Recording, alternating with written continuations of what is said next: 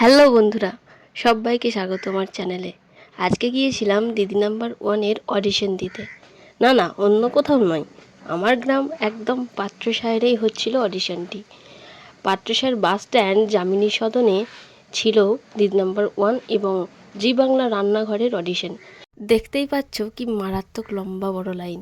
এই এত বড় লাইনের শেষের ব্যক্তিটা ছিলাম আমি। আর এখানে আমার এক বন্ধুর সাথেও দেখা হয়ে যায়। কোহিনূর কি বলছে চলো শুনে নেওয়া যাক। নয় আমি। হ্যালো গাইস, আমরা অডিশন দিতে এসেছি।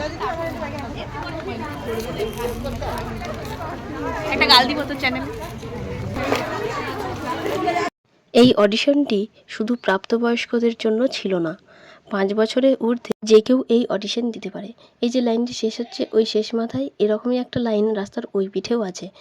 বিশেষ ধন্যবাদ জানাবো আশিস লোহার দাদাকে, যে পাত্রসাহের বাসীর কাছে এই সুযোগটি এনে দিয়েছে। আশিস দার জন্যই মেয়েরা এই অডিশন দেওয়ার সুযোগ পেল।